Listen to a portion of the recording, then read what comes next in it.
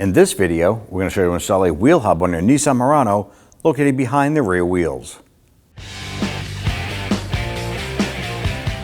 With the vehicle raised and supported, so let's go ahead and use our 21mm socket to loosen and remove these lug nuts.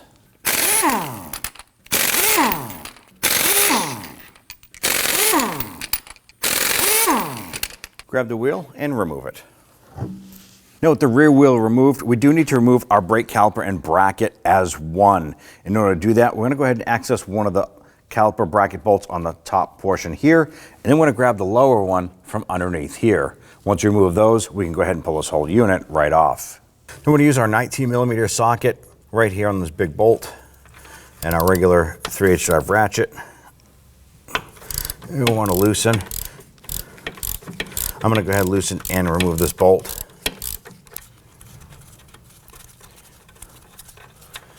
All right, there's that bolt there. Let's go ahead and get the lower one. Now from underneath, we're going to go ahead and access the other bolt here. You can use a wrench here. There's not a lot of room for the ratchet, because it's going to hit the forward trailing arm here. If you have a 19mm gear wrench, it'll be perfect for this spot. Otherwise, a box end will be perfect. You want to be careful with this caliper and bracket. The one thing you don't want to happen is when you remove this bolt that this falls and pulls on the flex hose. So what we're going to do is we're going to remove this bolt, support that caliper and bracket. Now we're simply going to wiggle this off, and we're going to set it up on top.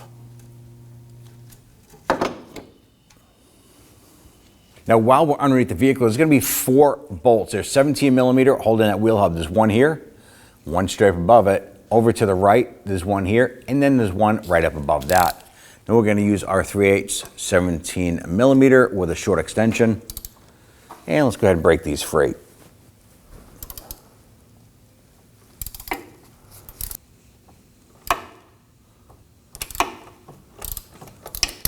Should be able to get to this one here as well, possibly from up top.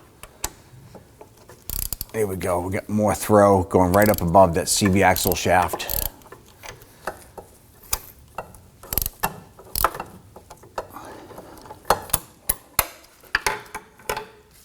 I'm going to switch over to my power tool.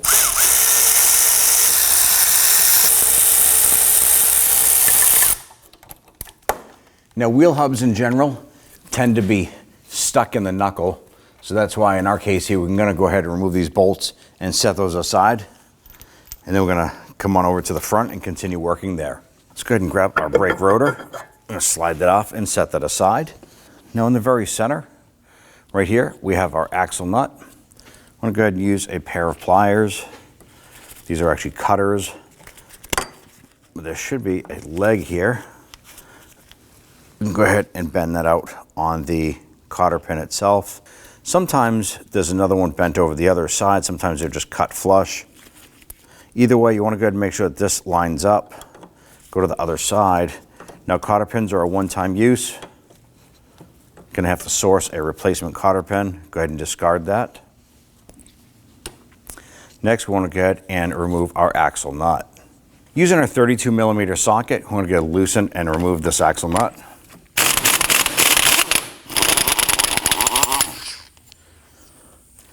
Next thing you want to do, make sure that the axle is free floating. Push on that. You can see that ours is moving. If yours is stuck, spray it down with some rust penetrant.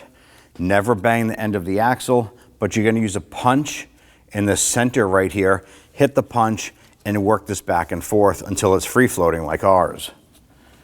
Once you have it free floating, let's go ahead and knock that hub free.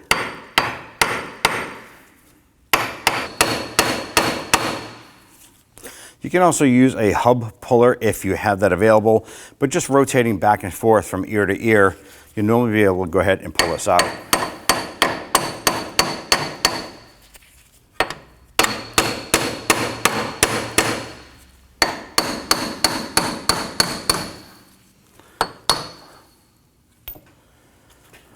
Press on that axle and work that out.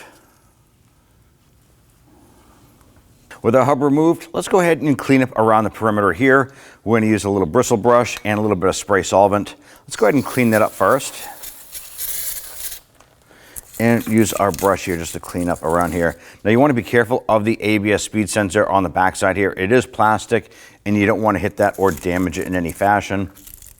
Ours is actually pretty clean for the most part, but sometimes these can get pretty nasty. So you can always push that axle in a little bit and clean up around there. All right, once you're satisfied with the scrubbing, you gotta give it a spray down here, clean that all up. It's also a good time to go ahead and inspect your backing plate and your parking brakes as well. Replace as necessary. I'm gonna grab a rag, give us a quick wipe down. And we're going to put some anti-seize compound on the threads of the axle here. It doesn't have to be big globs of it. Just want to put some on here. Now we're ready to install our wheel hub. A few things you want to pay attention to. Number one, the backside here is a magnetic pickup. That is for your ABS. Whatever you do, do not rest this on anything metal. Don't use a screwdriver near it. Don't put any sockets or any tools around that magnetic piece. It can ruin the magnetic ABS pickup on the hub. Now the flange itself, it does look pretty basic. However, two ears are wider than the other two. So you want to make sure that you line it up properly. On our vehicle, the wider portion is at the base. Line that up. Slide this over and go ahead and pop that axle up and in. Slide that into place and work it into the knuckle. All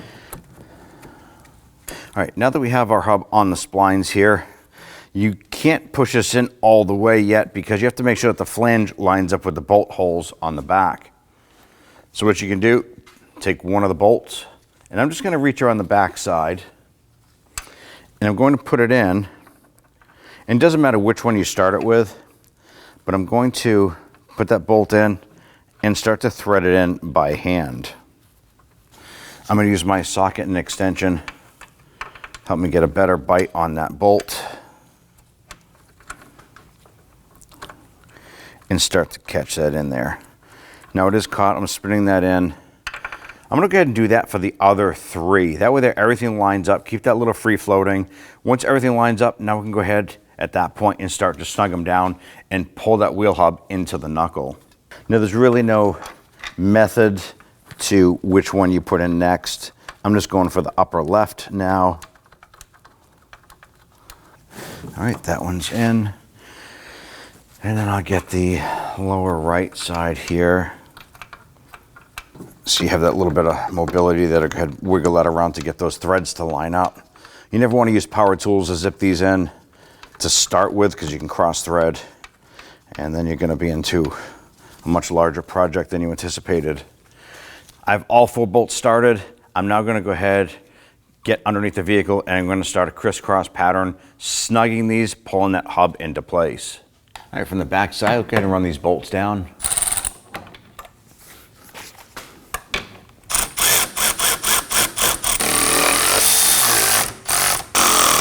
And we're just going to continue this crisscross pattern until that wheel hub is fully seated.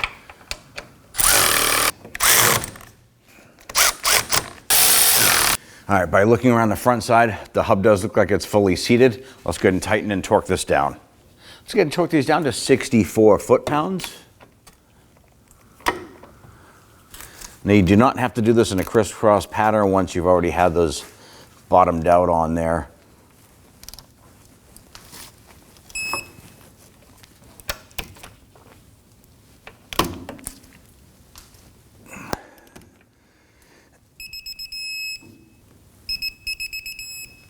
All right, let's run a longer extension so I can get into that other one there.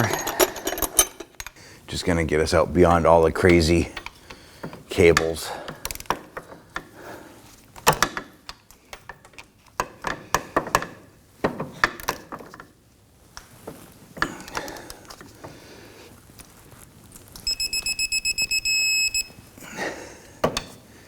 All right, our hub is bolted and torqued. Let's go ahead and move back out front. Now at this point here, we can go ahead and install the axle nut. Ideally, what you want to do is always replace this axle nut. They're not intended for a second use. We're going to gently snug this down.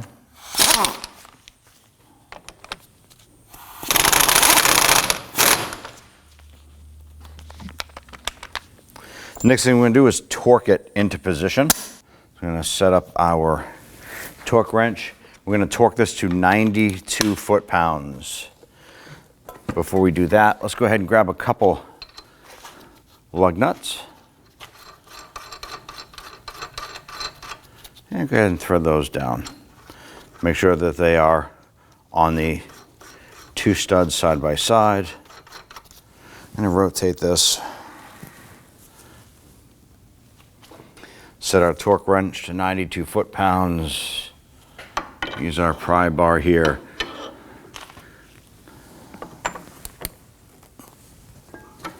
While holding that pry bar, go ahead and torque it.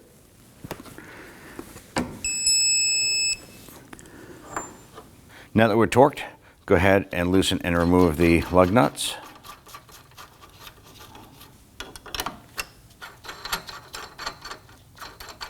Our next step is go ahead and install a new cotter pin.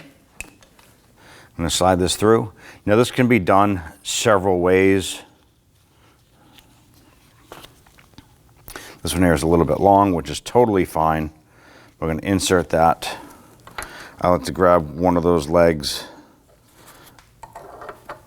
and peel it back and over. Now you can cut that down if you want to. Ours is actually going to go right over, so I'm going to tap that down and over. And then snip off the excess on the other side. Okay. Now that we have our hub and everything installed here, I'm going to go ahead and put a light coating of anti-seize compound on our hub face. I like to use a little protective cardboard backing here.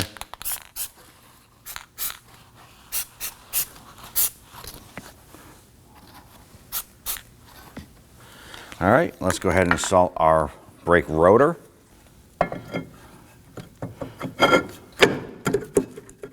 All right, make sure that's fully seated on there. Let's go ahead and install our brake caliper and bracket. All right, go ahead and grab your caliper and bracket. Slide that over. Make sure your brake pads are seated. Otherwise, it's not going to go on. There we go. Slip that over.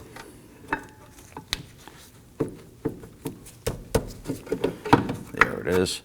Now at this point here, let's go ahead and install the two bolts on the back side. All right, let's go ahead and get our upper bolt in.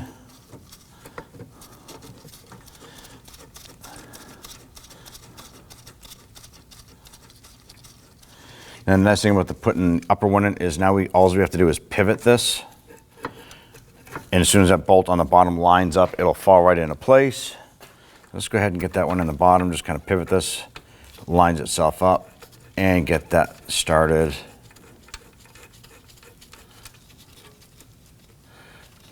Now I did run our bolt through the wire wheel machine to clean up those threads.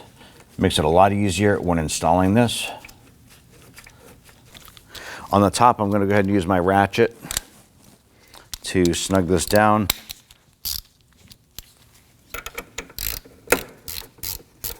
On the bottom, I'm going to use my wrench, and then we'll torque these down.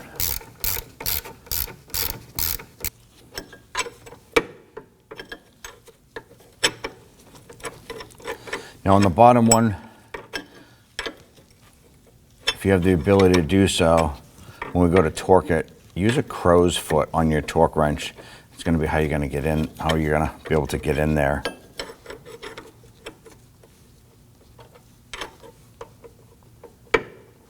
All right, let's go ahead and torque that upper bolt.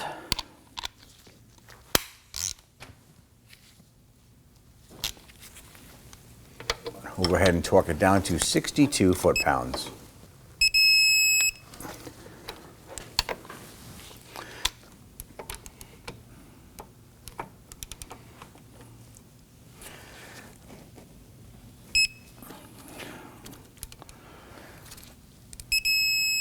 Here we go.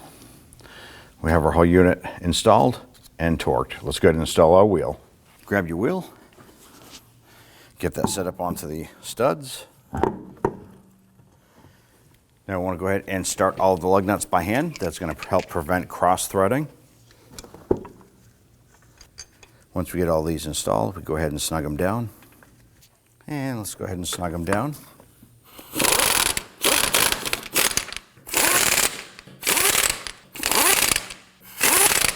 All right, let's now go ahead and torque them down. Now let's go ahead and torque down our lug nuts to 80 foot-pounds. Now when doing this here, it's best to do this in a crisscross or star pattern.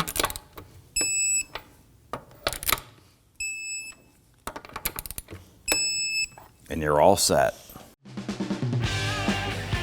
When only the best will do, demand TRQ. The only company that lets you view before you do. TRQ is committed to offering the highest quality aftermarket auto parts that are engineered for peace of mind. Thanks for using and viewing with TRQ.